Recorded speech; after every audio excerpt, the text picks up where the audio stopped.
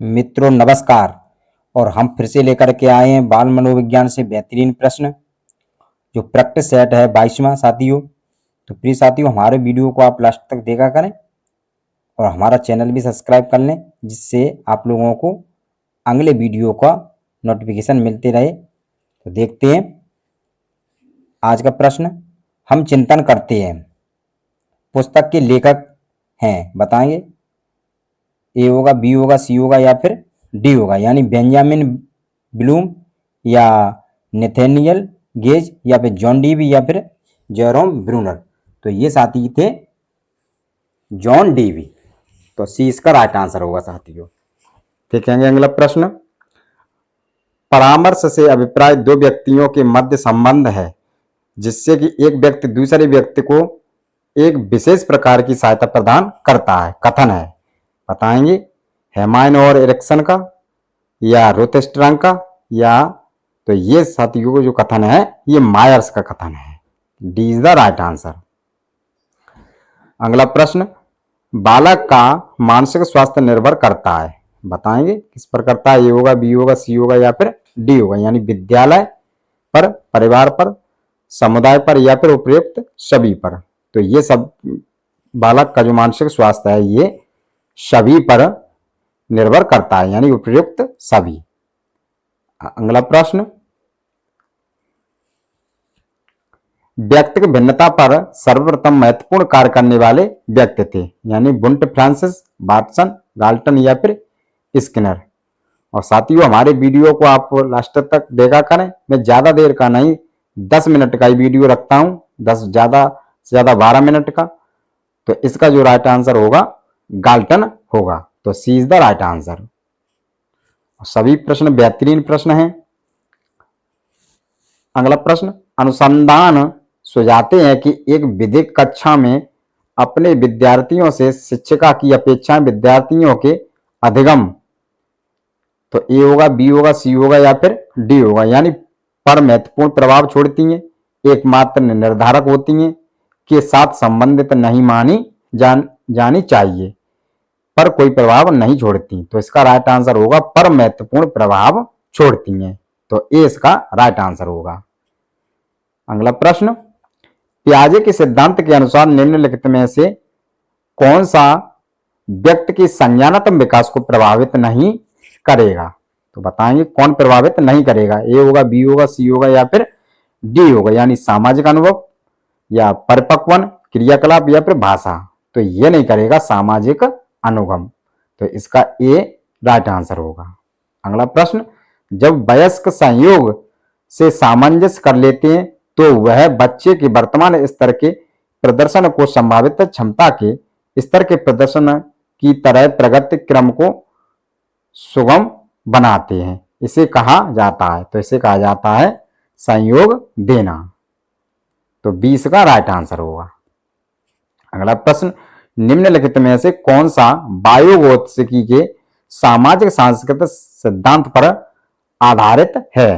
तो बताएंगे सक्रिय अनुकूलन, पारस्परिक शिक्षण या सांस्कृतिक निक्षेपण, संज्ञानात्मक विकास या फिर अंतर्दृष्टि सिद्ध अधिगम। तो ये कहा जाता है पारस्परिक शिक्षण, जो वायुगतिकी के सिद्धांत पर आधारित है। अगला प्रश्न।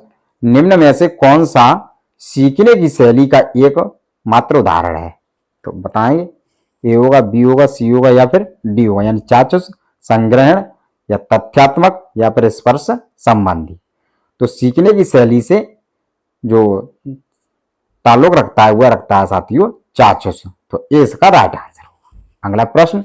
डॉट डॉट के अतिरिक्त बुद्धि के निम्नलिखित पक्षों को स्टर्न वर्ण के त्रितंत्र सिद्धांत को संबोधित किया गया। अवयवभूत, सामाजिक या अनुभविक या फिर संदर्भगत।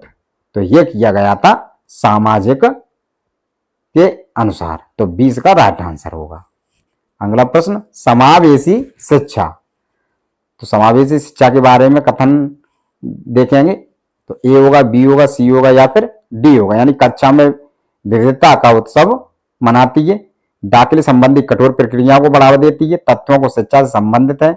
तो इसका राइट आंसर होगा कक्षा में विविधता का उत्सव मनाती हैं, जो कि समावेशी शिक्षा में आता है।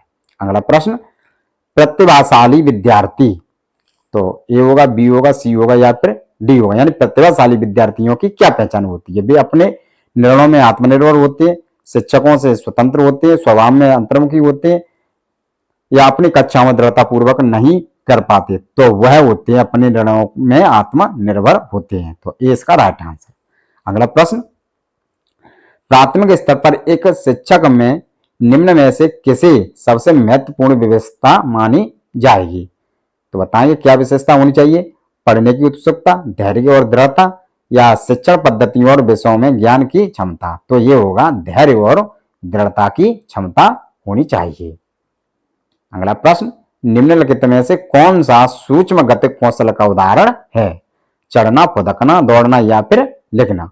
तो सूक्ष्म गतिक में आता है लिखना, जिसमें मांसपेशियों की जो मांसपेशियां होती हैं वह कम से कम चलती हैं, तो वही सूक्ष्म कौशल के अंतर्गत आता है, जैसे कि लिखना। तो लिखने में मांसपेशियां कम चलती हैं, तो डी इसका राइट आंसर होगा। अगला प्रश्न, शिक्षक एक विद्यार्थियों के मध्य संबंध होना चाहिए, बताएंगे स्नेह का, विश्वास का, या फिर सम्मान का, या फिर यह सभी? तो शिक्षक और विद्यार्थी के जो बीच संबंध है तो वह सभी होना चाहिए, यानी स्नेह का, विश्वास का और सम्मान का। तो डी इसका राइट आंसर होगा। अगला प्रश्न, और हमारे वीडियो में लास्ट तक बने रहें साथियों, बहुत ही अच्छे प्रश्नों की श्रृंखला है। डॉट डॉट की अवस्था तक बालक की दृष्टि एवं श्रवण इंद्रियों पूर्ण विकसित हो चुकी होती हैं, बताएंगे 3 से 4 वर्ष, या 6 से 7 वर्ष, 8 से 9 वर्ष, या इनमें से कोई नहीं? तो 3 से 4 वर्ष के बालकों में श्रवण इंद्रियां पूर्ण रूप से विकसित हो चुकी होती हैं, तो ये इसका राइट आंसर। अगला प्रश्न, चिंतन प्रारंभ होने के लिए क्या आवश्यक है? पूर्व ज्ञान, भाषा, या तर्क, या फिर समस्या?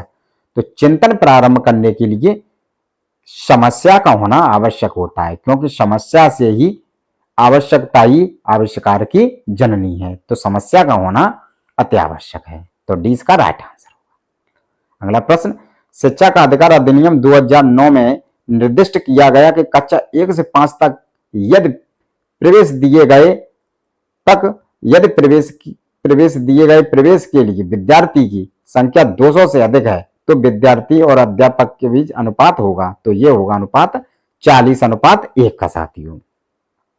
अगला प्रश्न, व्यक्ति के संवाद करने की प्रक्रिया क्या कहलाती है? संप्रेषण, गहनता, या प्रदाता, या फिर संचारकर्ता? तो व्यक्ति के बीच जो संवाद प्रक्रिया है यह कहलाती है संप्रेषण। बहुत ही अच्छा प्रश्न है, तो संप्रेषण इसका राइट आंसर होगा। अगला प्रश्न, ये भी प्रश्न कई बार परीक्षा में पूछा गया है। मॉन्टेसरी के अनुसार बच्चों में भाषाई कौशल विकसित करने का क्रम क्या है? बताएंगे, ए होगा, बी होगा, सी होगा, या फिर डी होगा? तो इसमें जो क्रम है वह है LSRW, तो ये याद कर लीजिएगा। अगला प्रश्न, प्रेरणा का स्रोत निम्न में से कौन सा नहीं है? बताएंगे, आदत, चालक, या प्रेरक, या फिर उद्दीपन? तो प्रेरणा के लिए चालक भी होना चाहिए और प्रेरक भी होना चाहिए, उद्दीपक भी होनी चाहिए, लेकिन आदत का कोई जरूरी नहीं है। आदत तो कभी कभी गलत भी हो सकती है।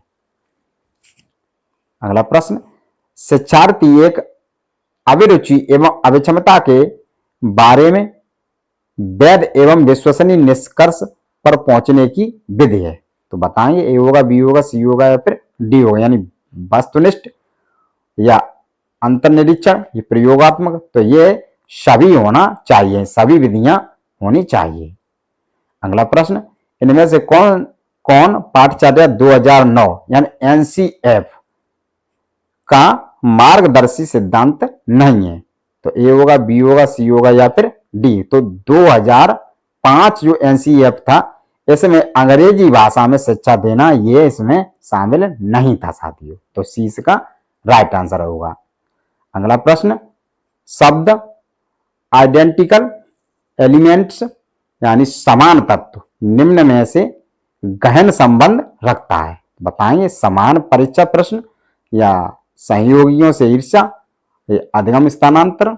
तो इसका राइट आंसर होगा अधिगम स्थानांतरण। अगला प्रश्न, निम्न में से शेष से भिन्न है, बताएं। ए होगा, बी होगा, सी होगा या फिर डी होगा। यानी अधिगम के लिए अधिगम का सिद्धांत, समान अवयवों का सिद्धांत या सामान्यीकरण का सिद्धांत। तो ये तीनों ही समान है, लेकिन जो इसमें ड्राइव रिडक्शन सिद्धांत है यह इससे बिल्कुल भिन्न है। तो सी इसका राइट आंसर होगा। अगला प्रश्न, क्षेत्र सिद्धांत निम्न में से किस वर्ग क्षमता का योगदान है।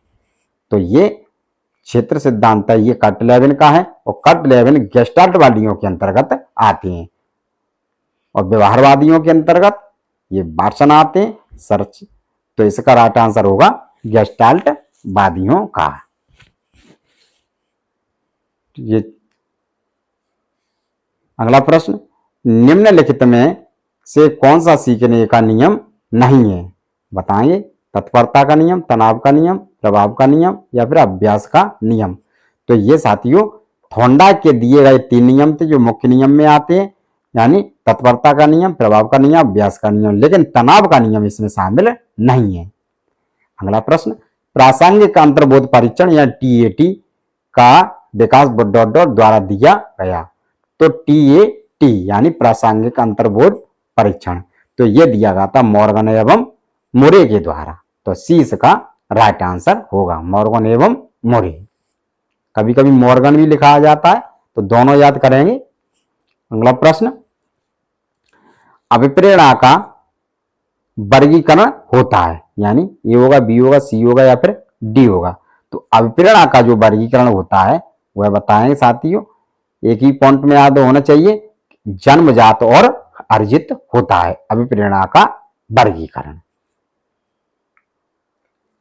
अगला प्रश्न, आत्म केंद्रित व्यक्ति होता है, अंतर्मुखी, बहिर्मुखी, उभयमुखी या फिर सामाजिक निर्भर। तो साथियों इस प्रश्न को याद करने का बहुत अच्छा तरीका है, आत्म केंद्रित, अंतर्मुखी, आत्म केंद्रित यानी अंतर्मुखी। तो ये इसका राइट आंसर होगा।